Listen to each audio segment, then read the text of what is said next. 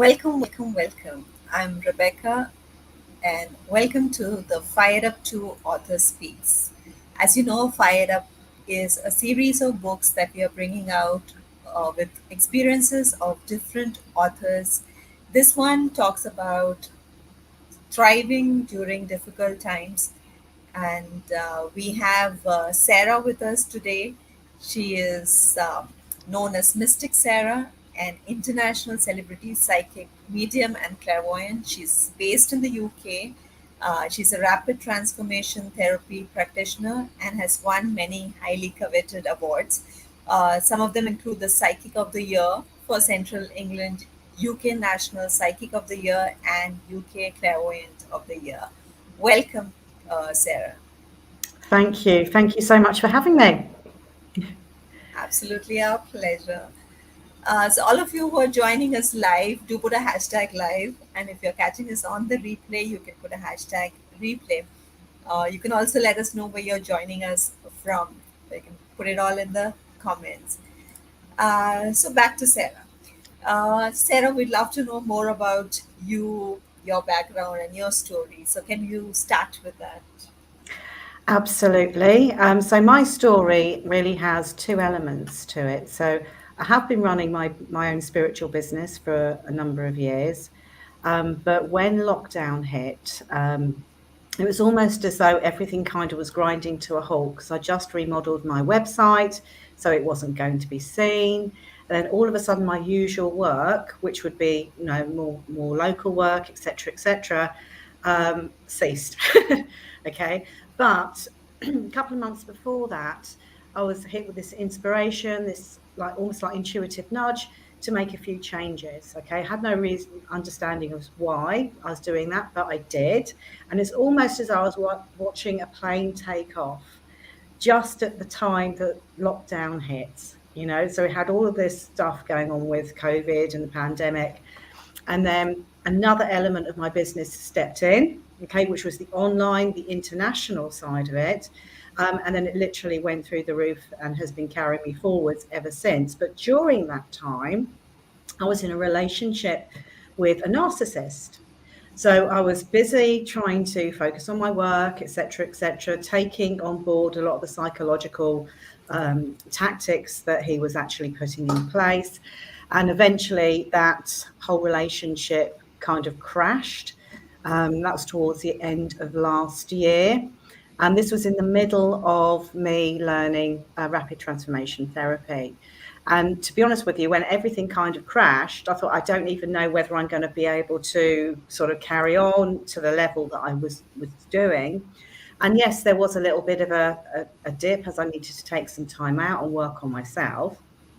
But then it's gone completely through the roof. Managed to pass my RTT, which I'm so grateful for, because I didn't think in a million years. I thought this is just not going to happen. There's too much work to do, but I did. I got through it, and I'm now an RTT practitioner.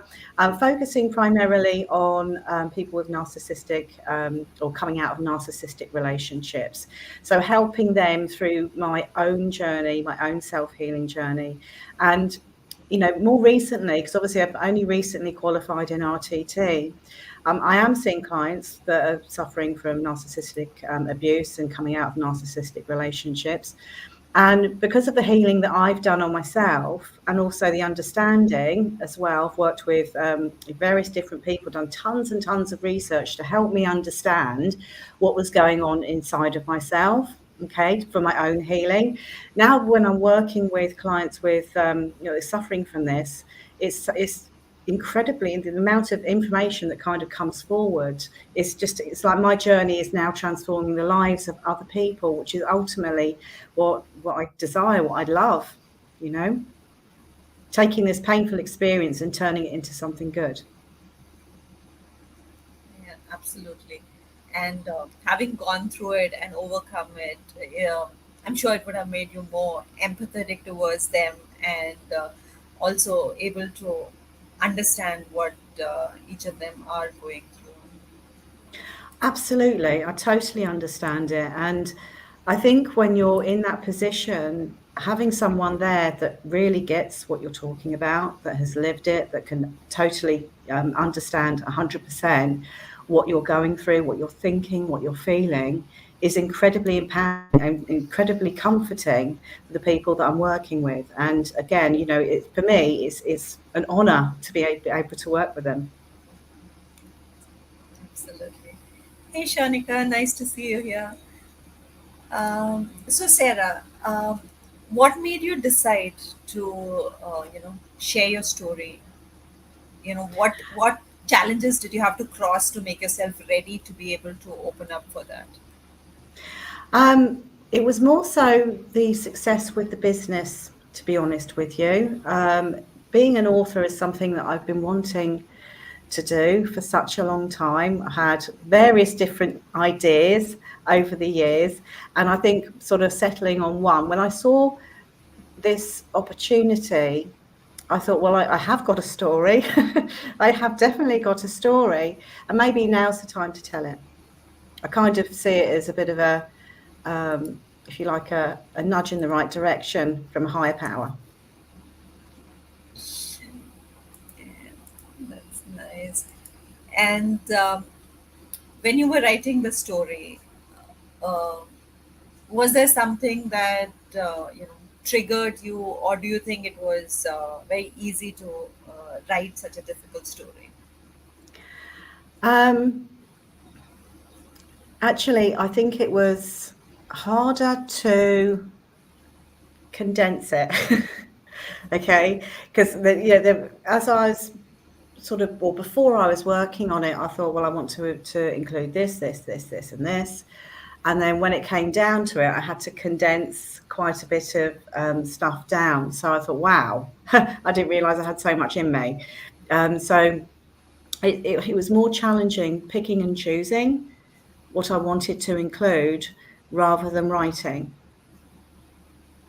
But the format that was given was so easy, it really was. That really helped. Otherwise, you probably would have had a novel land in your inbox. Thank you. Um, so, who do you think should read this story of yours? Is it only people who are going through such a challenging situation, or would it also, does it also hold lessons for others who can, read it? I mean, primarily, if we're looking at people that would find it valuable to them, I would definitely say people that are thinking about or have are running their own sort of spiritual business, if that's a passion of theirs, like it is for me.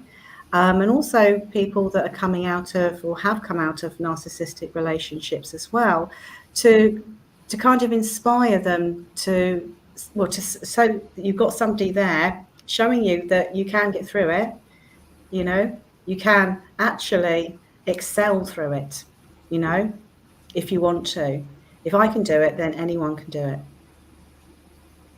Absolutely. And if at times they're not able to do it, and if they can't see that path, they can always get in touch with people like you who have broken that those chains, and have successfully come out of it, and have built maybe an alternate world itself. Yeah, absolutely. In both areas, whether it's the fact that people would like to, have their own spiritual business or work with other people, maybe not a spiritual business, maybe as a therapist or something like that, then, I'm hoping that story will also touch them. And also And perhaps the friends and of families of people that have gone through this thing, because it can be very difficult to know how to support someone. yeah, absolutely. And a lot of people might not even be able to identify what they're going through. You know, maybe for them Absolutely, everything is because hunky dory. You know, people don't wear labels on their forehead saying I'm a narcissist, do they? It'd be great if they did. We could avoid them like the plague. But understanding the behaviour patterns and things like that can be very difficult, because you're kind of, when you're in a narcissistic relationship, you don't realise that's what's going on. You don't realise that you're being manipulated. You don't realise what they are, because they're constantly projecting it at you. So it can be very difficult. And what I tend to find with people is when they come out of it, it's almost like all the pennies drop. Think, oh my goodness, you know, why didn't I see that before? And this is really, you know, one of the things that I really want to help people with. Yeah, absolutely. I'm sure there are a lot of red flags which can make you uh, able to identify those. Could you share a few of them? What to look Um, out for? in terms of the red flags, do you mean? Yeah. Well, quite often there's an element of control, isolating you from other people, projecting everything at you, the subtle put downs, making you feel bad when you haven't done anything wrong. Um, there's literally tons and tons and tons of them. Um, yeah, keeping you away from your friends and family, saying negative things about your friends and family as well, to so you end up alienating them rather than them keeping you away. So it's ultimately all forms of manipulation. And what do you think they get out of that by alienating you from everyone? Full control, you know, because then you're it's only you and them really, you know. So then they've got you completely sort of like hoodwinked, and you're doing all the things, you're trying to meet the ever changing goalposts. And I suppose, you know, that would be another red flag if you've got somebody that changes all the goalposts and behaves in a completely different way outside, you know, with everyone else. Everyone thinks, oh, what a charming person, you know, but at home, a completely different story.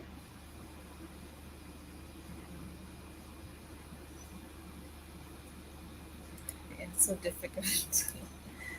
Yeah. So through this book, you've also shared a roadmap. So would you like to give just some overview of the roadmap that you're gifting the readers?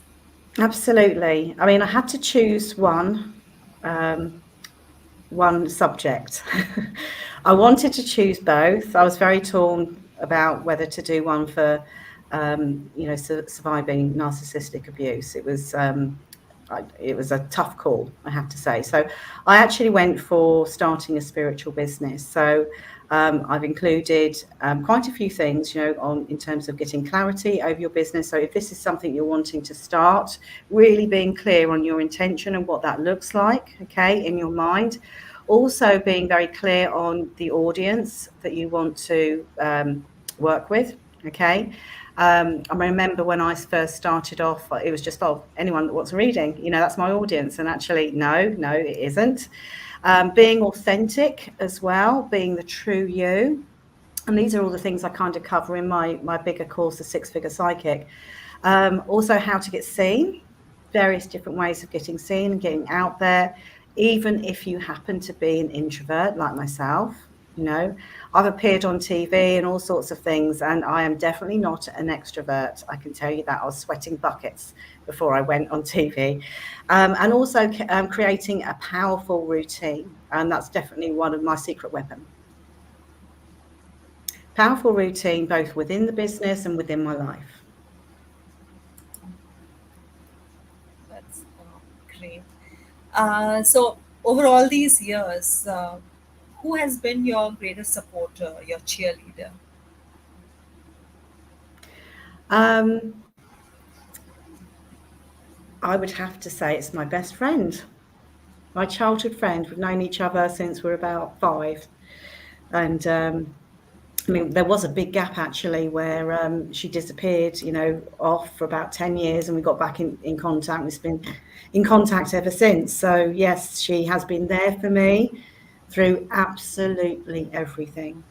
every hiccup, every bump, every trauma. Every time I needed to talk to somebody, she's been there. So I would say she's probably my cheerleader. Yeah, great. So, like during your childhood, what did you want to be when you grew up? Ah, I'd have to go. I'd have to think back. What did I want to do? Um, I think when I was very young, I wanted to be a vet. I loved animals, absolutely loved animals. I never thought for a second that I would be a psychic medium running my own spiritual business and writing. I never thought for a second. Um, However, I have always loved books as a child. I've been a total bookworm. And even when, before I started my spiritual business, I would always have a book in hand. Sometimes I'd go through about 4 a day if I've got the time. Absolutely love it. So, um, so here, like when we're talking about women who are, in such relationships, um, how do you think such women can be empowered? And also, like, what does woman empowerment mean to you? Okay, so how do women suffering from narcissistic abuse become empowered? That's a very difficult one because a lot of their confidence would have been taken away, you know. However, working with someone or being around people that are truly there for you, telling you, okay, that everything you've been believing is not actually true, doing something for themselves. Yeah, because if you've got um, very low self-confidence and very low self-esteem, you don't feel like you can do anything. You're too scared to actually come out of your comfort zone. So encouraging people to actually take that step and say, look, even if you've got to hold them by the hand and say, yes, you can do this, I'm going to be there with you. Um, that's definitely empowering for them, because at the end of the day, if they've managed to survive this far, you know, they're already stronger than they realize. But you just got to get them to realize that, okay, which is actually not too hard to do. By going for one dream or standing, on your own 2 feet and seeing that you can do it, is empowering. Now, empowerment means different things to different people, doesn't it? You know, for me, having a successful business is very empowering. And to be honest with you, that was probably my saving grace. So while I was going through all of the put downs and the, trying to reduce my self-confidence, that was one thing that he couldn't touch, no matter how hard he tried. Because each time he would um, try and undermine me in that way or make a complaint about it, um, my business would just go from strength to strength to strength. So an award would come in, or I'm literally inundated. So he could never touch that. So that I feel that was probably my saving grace, which actually carried me through and beyond and outside of that relationship.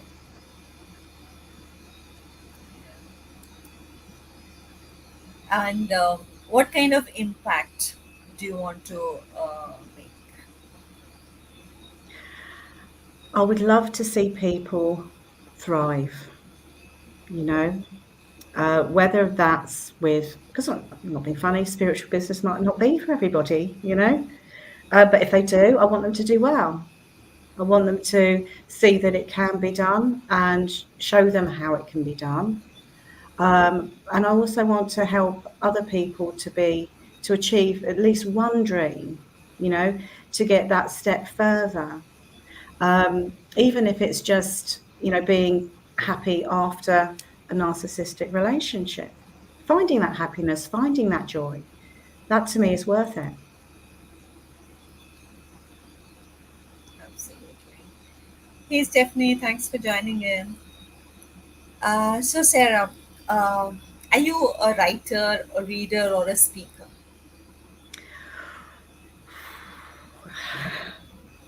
That is a tough one.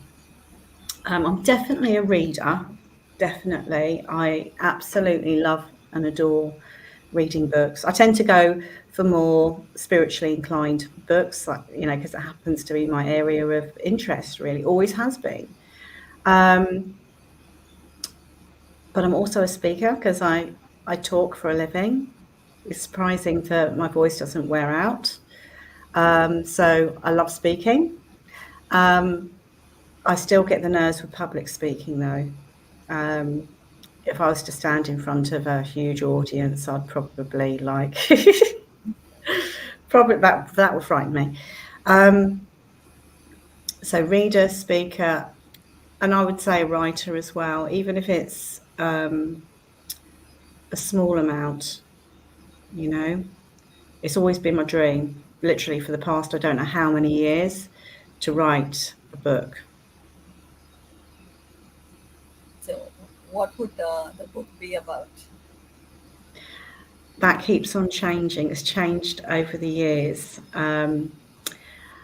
I I do feel as though it's going to be something along the lines of spirituality, probably more along the lines of manifesting, because that's a huge, huge interest for me. And I've got so many stories about manifesting. It's unreal. It really is unreal. But yes, that's probably the subject that I would choose if I was going to write a book. And does writing energize you or exhaust you? Um, it energizes me, um, especially when you have to tap into your inspiration, because there were certain things when I was writing the chapter that I thought, oh, I don't know what to put here. And then I would do a little bit of meditation and then it would all just come in. So that's very energizing. Oh, I really like this. So yeah, quickly write it down before I forget it. But yes, I would say it's energizing. It's not draining. It shouldn't be draining. That's great. And if you're given a choice, which would you prefer? An ebook, an audiobook, or a paperback? Um, I mean, I always prefer. I've got a personal preference for paperback, but that's generally I'm old school. you know. However, I do read quite a lot of ebooks as well, so um, I don't tend to go for audiobooks. I think I just like the actual practice, of reading, actually reading. Because when you're reading, you're kind of painting pictures in your mind, you know, and you don't really get that with an audio book, in my opinion. And you're kind of, it depends on what you're reading as well. Everything's kind of like snapping together and making sense. So I prefer to physically read rather than listen. Um, so, do you have any advice for someone who has a story but doesn't know or is unsure if anybody would want to read it? Um, I would say if it's a story that means something to you, then there will be someone that wants to read it. There will be. You might not know them, okay, but there will be, and there probably will be more than you would anticipate as well. You know, I suppose a lot of people would think, well, this is just I'm just little old me. Who's going to want to know about that? But if the story is inspiring, if the story means a lot to you, then it has value. so it will have value to other people. Absolutely. And there are so many people who are on similar paths without us knowing. And sharing your story would let them also see that and get inspired and encouraged by that as well, that there is light at the end of the tunnel.